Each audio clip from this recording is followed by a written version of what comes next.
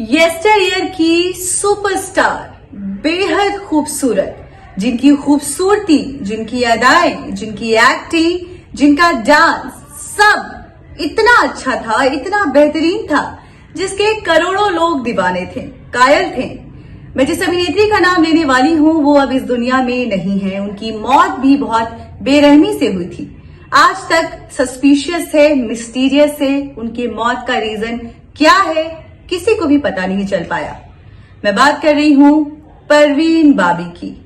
परवीन बाबी आप सभी को याद होंगी कि अपने दौर में किस तरीके से अपनी फिल्मों को लेकर, अपने अफेयर्स को लेकर काफी ज्यादा सुर्खियां बटोरा करती थी। उनका जो नाम है वो काफी सारे एक्टर्स से जुड़ा। अमिताभ बच्चन से लेकर कबीर बेदी, डैनी, महेश भट्ट, लेकिन महेश भट्ट से सबसे ज्यादा उनका नाम जुड़ा।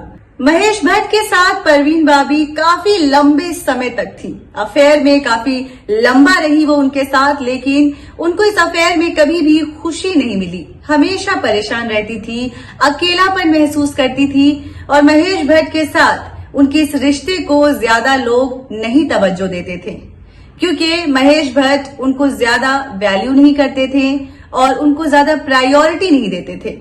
जब शुरू प्यार हुआ था तो काफी ज्यादा प्यार दिखाया करते थे महेश भट्ट, लेकिन धीरे धीरे फिर उनको पता लगा कि परवीन बाबी एक बीमारी से गुजर रही हैं और ये जो बीमारी है वो दिमागी बीमारी है, जिसको कहते हैं स्क्रिजोफ्रेनिया।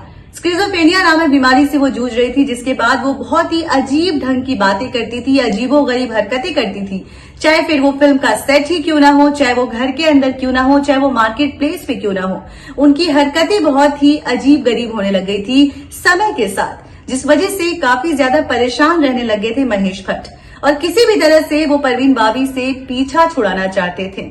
हालांकि उन्होंने उनकी हेल्प जरूर की। स्किज़ोफ्रेनिया उनको जो प्रॉब्लम थी इसके लिए वो डॉक्टर पे भी लेकर गए थे उनको, परवीन बाबी को, लेकिन कुछ भी अच्छा नहीं हो पाया। वो ठीक भी नहीं हो पाई और उनकी जो मेंटली ये जो प्रॉब्लम थी, ये कंडीशंस और भी ज्यादा मेजर होती गई, ज्यादा जो प्रॉब्लम है वो क्रिटिकल होती गई। इस वीडियो में मैं परवीन बाबी के एक किस्से का जिक्र करने वाली हूँ। ये किस्सा है महेश भट्ट और परवीन बाबी के बीच एक हादसे को लेकर।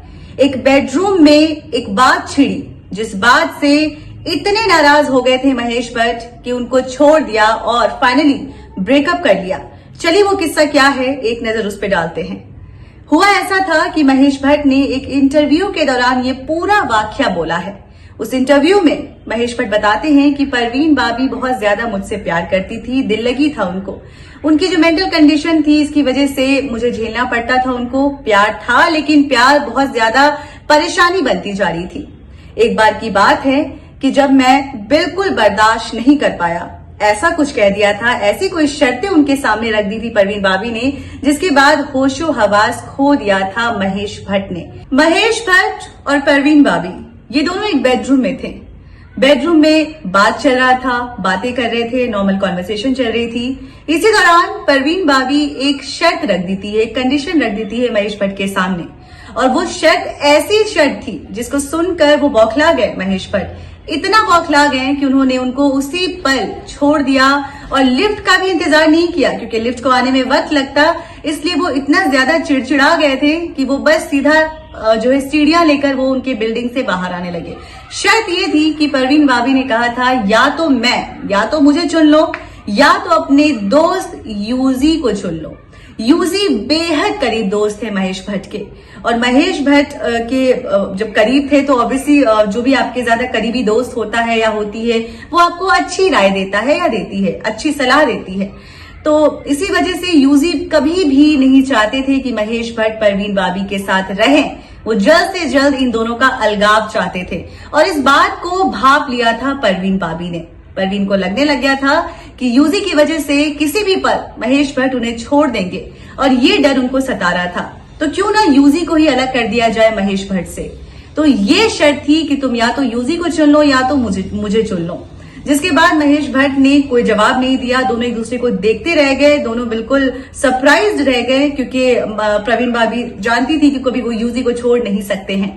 इसी वजह से दोनों के बीच में काफी अनबन हुई। उसके बाद उन्होंने उनके बिल्डिंग को छोड़कर बिना लिफ्ट का वेट किए सीढ़ियों से उतरने लगे।